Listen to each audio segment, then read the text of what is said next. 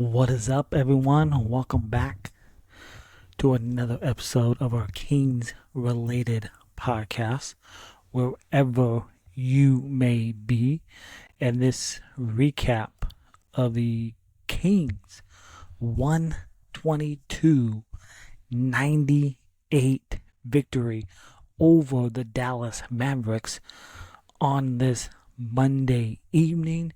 And this ball game was over just like the TikTok ban, as the Kings, in a dominant performance, took care of a shorthanded Mavericks team who, coming into tonight's game, did not have Anthony Davis, Daniel Gafford, Derek Lively, Caleb Martin, or PJ Washington.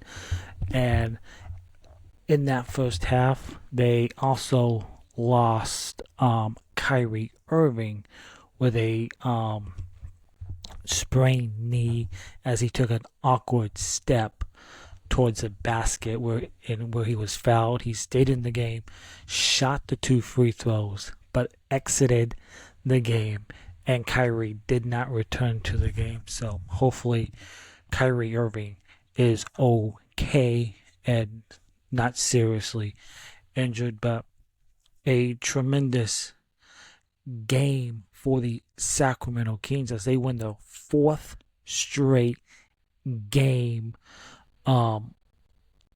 Overall, they are now 3-0 on this current 4-game road trip, and the Kings, they jumped on they jumped up a few rungs here in this Western Conference with this win over the Dallas Mavericks, who they need to take some sage and sage that entire arena, because that is a Dallas team that has just been snake bitten by the injury bug this season.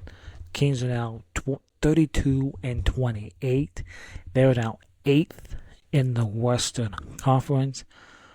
But the Kings in this game had 5 players in double figures. The Dallas Mavericks had a goose egg. 0 players in double figures in this game. But for Sacramento, Keegan Murray, it was really nice to see Keegan Murray get it going. And what we saw from Keegan in this game tonight is what we're going to need from Keegan, as long as Sabonis is out with that grade 1 hamstring injury. And Keegan is quietly playing his best basketball of this season, and he's aggressive, looking for a shot, and an aggressive Keegan Murray looking for his shot is a good Keegan. And he was 4 of 8 from long range in this game, 18 points and 5 rebounds to go along with that. And the Sacramento Kings, they are a different team when Keegan Murray is hitting his shots. Just incredible. And what we saw tonight from Keegan is what we need as long as Sabonis is out. And he'll be, and speaking of, we'll get more on Sabonis here coming up. But a great performance by the third-year player in Keegan Murray tonight.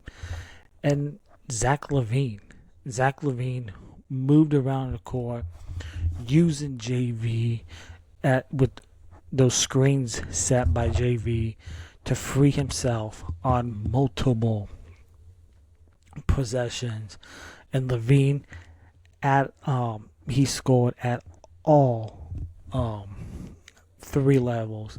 And Zach LaVine, 22 points in this game, 8 for 12 from the field. He was 4 or 5 from deep as well. And just like Keegan Murray, who's playing his best basketball of the season, Zach LaVine is finding his niche here with the Sacramento Kings.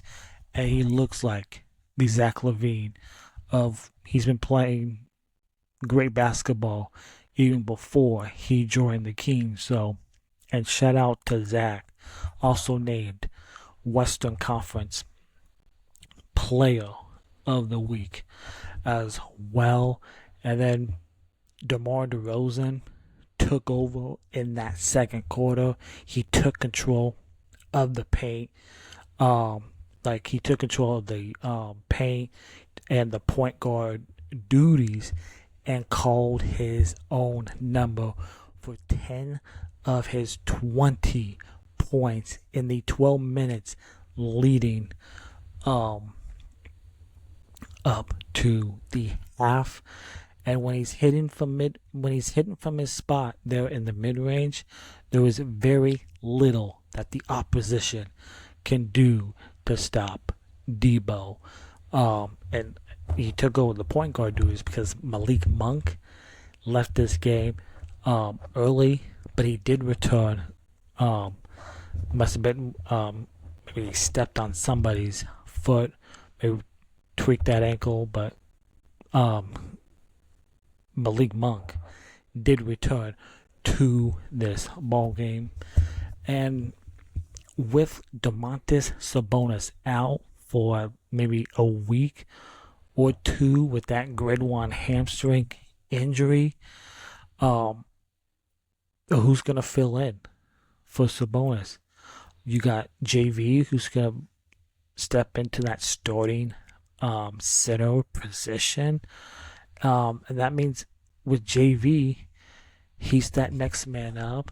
And I thought JV had a really good game on Saturday night against Houston. I thought he struggled from the field. He was 7 of 10 on Saturday night. JV tonight, 9 rebounds, 3 assists, 14 points. I thought he struggled a little bit from the field in this game.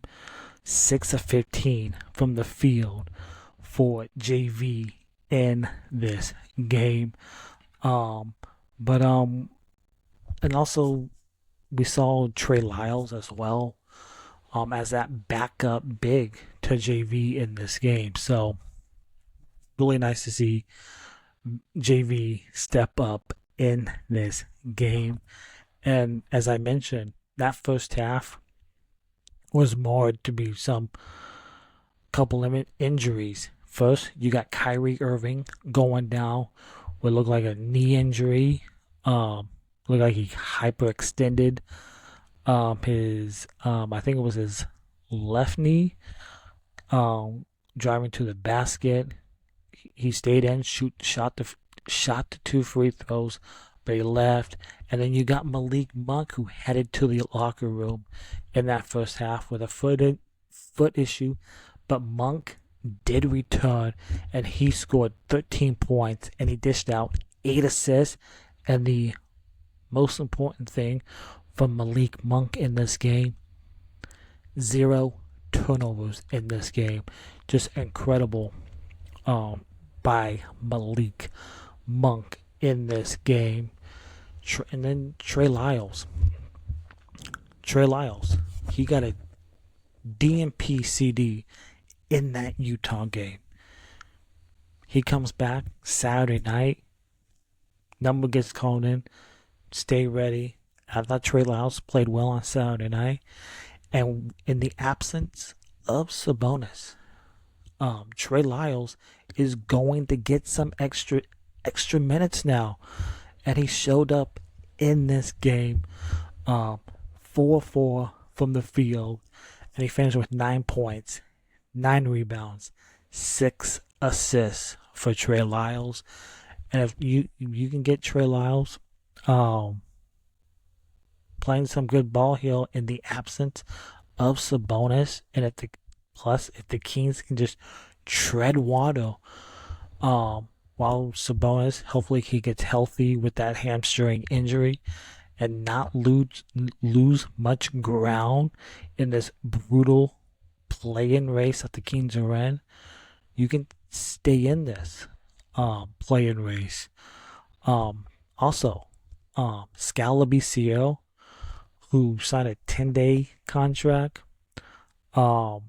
his first NBA appearance tonight since December 28th, 2019.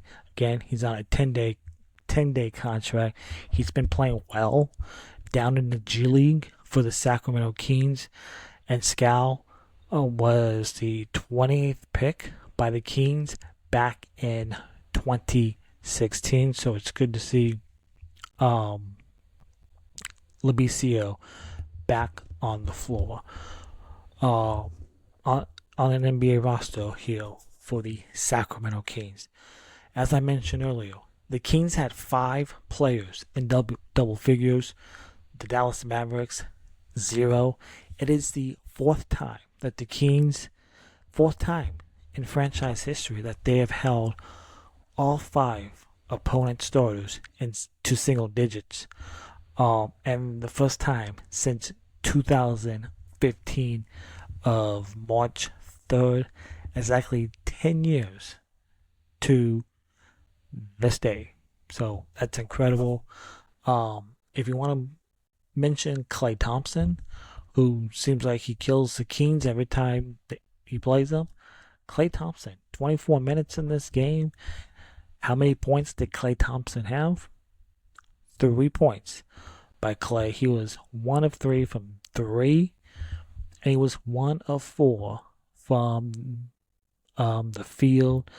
And most of the damage by the Dallas Mavericks came from their bench in this game. You had Max Christie with 10 points, Najee Marshall with 18, Spencer Dinwiddie, who had 10, and Kai Jones, who they just picked up, had 21 points, 8 rebounds in his 33 minutes of action. And I said this was a dominant performance by the Kings. I didn't think the Kings' transition defense was great in this game. I thought the Kings gave up way too many easy layups to the Dallas Mavericks in this game. But overall, the Kings took care of the ball tonight. 7 turnovers by the Kings tonight. That is fantastic. The Kings, they forced 7 turnovers to end this game. Just really good by the Sacramento Kings. Since February 8th, the Sacramento Kings are 7-2 since February 8th, and they are a season high 4 games over 500, 32 and 28 on the season. Just incredible win for this Kings team. Overall, the Kings 52% from the field. They shot 47% from 3 in this game. Both teams 37 total rebounds by both Dallas and Sacramento in this game. The Kings in this game 4 blocks, and I thought the Kings did a good job at times defensively, not like Saturday night, where I thought on Saturday against Houston, I thought that was the best defensive performance since all the moves here that they made at the deadline. But I thought defensively was fine. But Dallas had 13 turnovers, and the Kings had 13 points off of those Dallas turnovers. So, really good win for the Sacramento Kings in this game. taking care of business. A Dallas team that is behind you in the Western Conference. A Dallas team that's all banged up in this game. Like you had Anthony Davis who played one game and then got injured in that game and has not played since. Um, you got Kyrie Irving who left this game. Don't know the severity of that knee sprain, but hopefully he's not too banged up. But this is a really good win for the Sacramento Kings. And you know, with this win, the Kings are now 8th in the Western Conference. Just pulling up the NBA standings, because if you look at the Western Conference, 6 through 10, there's going to be a lot of movement and back and forth in this Western Conference, in this play-in race. You had the Golden State Warriors who played the Hornets tonight. They won their game in Charlotte. Golden State moved up into that top 6. They are now in 6th. They have a tough back-to-back. They play tomorrow night against the Knicks. And then you got the Los Angeles Clippers who are idle tonight. They are now 7th in the West at 32-28. The exact same record as the Kings. Kings are now 8th in the West. You got Minnesota, who's 9th. And then you got the Dallas Mavericks, who are 10th at 32-30. And then you got the Phoenix Suns, who have not been playing great basketball here, at 28-33. Then you got Portland at 28-34. And then San Antonio at 25-34. But there's going to be a lot of movement here in this Western Conference race, because like you got Houston who lost tonight against Oklahoma City. They're in 5th at 37-24. I don't think nobody's gonna jump that high, but there was a lot of movement that's going to take place from now until the end of this season. So buckle up, enjoy the ride. And with Sabonis being out, you just look at the Kings. The Kings are now 3-0 against the Dallas Mavericks. You own that tiebreaker. But you got the Denver Nuggets on Wednesday night. And that is a Nuggets team that's coming off a loss against the Celtics, plus 2 days off. Also, the Nuggets' first home game after a long road trip. So, that's going to be tough. I would love to see the Kings go into Denver and get a win. But a 3-1 road trip would be fantastic. And then after that, you got the De'Aaron Fox return to Sacramento on Friday. Hey, without Wemby, San Antonio's not a great team, but that's a game that you should win. And then you go on the road on Sunday to the Los Angeles Clippers. The Los Angeles Clippers, I think, just looking here, if they play tomorrow, they play the Phoenix Suns tomorrow. If you're watching that game, you want the Phoenix Suns to beat the Los Angeles Clippers. But that's a Clippers team that's ahead of you. And you've already lost to the Clippers twice this season. And I think you got 2 more meetings against the Clippers this season. So if you can beat the Clippers on Sunday, and then the very next day, next Monday, a week from tonight, you got the New York Knicks in Sacramento. That's a tough back-to-back. And then you got 2 days off, and then you got a back-to-back on the road next Thursday and Friday at Golden State, at Phoenix. The Golden State game, you lead that season series 2-1. If you win that game, you win the tiebreaker 3-1. And Golden State kicked our ass a few weeks ago here in Sacramento. They manhandled you. You got to get some revenge in that game. And then you got Phoenix the next night. And then after that Phoenix game, next Friday, you got a 7-game homestand. 7 games. And here's your 7 games. You got Memphis.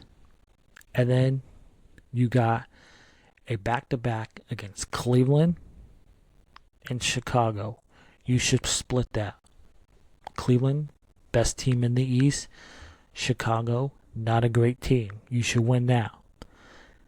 And then you got Milwaukee on that Saturday. And then here's a brutal back-to-back.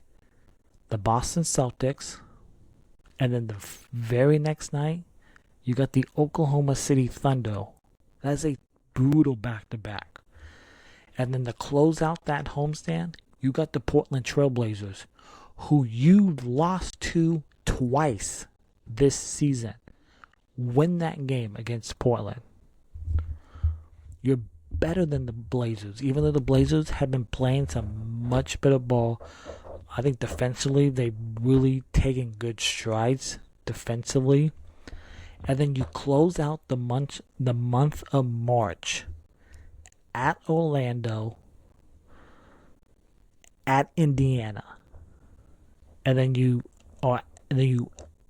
start April at Washington, at Charlotte, and then a back-to-back at Cleveland and at Detroit. And then your final homestand is the Denver Nuggets, the Los Angeles Clippers, and the Phoenix Suns. It's not an easy stretch. And you know, with Sabonis out, what I want to see from this Kings team is just tread water. Like, if you can play well. And when you get Sabonis back, hopefully I'm guessing maybe that 17th against the Memphis Grizzlies. Or maybe after that, just tread water, play some good basketball. And the way this is what really helps. The Kings winning these games, beating the Mavericks, beating Houston, beating Utah, beating Charlotte. This really helps. You're 4 games over 500. You won 4 straight games. You are 32-28. So this is really good. So really good win for the Kings tonight in Big D against a shorthanded Mavericks team. And again, this game was over just like the TikTok ban. It was early. And not a lot of minutes logged from your starters. Monk, just 23 minutes. Levine did not play a lot. JV did not play a lot. You didn't have to play your guys a lot of minutes, so that really helps. So, Kings are in Denver Wednesday night against the Denver Nuggets. And we'll be back for another recap following that game, but just a couple of of scores around the NBA. As mentioned earlier, Golden State, who's now in that sixth spot in the West after beating the Charlotte Hornets tonight. You had the Portland Trailblazers beating the Philadelphia 76ers. Nice bounce back for Portland after losing that overtime game yesterday in Cleveland. The Miami Heat, they beat the Washington Wizards. The Atlanta Hawks with a game winner by Karis LeVert after Dyson Daniels gets the steal. They beat the Grizzlies by 2. The Oklahoma City Thunder, they get the 50 wins as they beat the Houston Rockets. And then the Detroit Pistons, they beat the Utah Jazz in Utah 134 to 106. And the Sacramento Kings, they take care of business. Dominant performance by the Kings in Dallas 122 to 98. The Kings are now 32 and 28 on the season, and they wrap up this road trip Wednesday night in the Mile High City against the Denver Nuggets. And I would love to see the Kings go in and win. The last time the Kings were in Denver was that second night of a back-to-back, the start of that last road trip, where the Kings got in, I believe it was 3 or 4 in the morning, and the Denver Nuggets just took care of business. The Kings had no legs in that game. So see a little payback. So Kings, Nuggets, Wednesday night, and we'll be back for a post-game recap following that game. And if you're watching on YouTube, please hit that subscribe button, hit that thumbs up, leave a comment down below in the YouTube comments. And if you're watching on your preferred audio platform, Apple or Spotify, please hit that follow button, rate 5 stars, leave a nice little review. That would be much appreciated. And we'll see you Wednesday night following Kings and Nuggets. Go Kings and light the beam.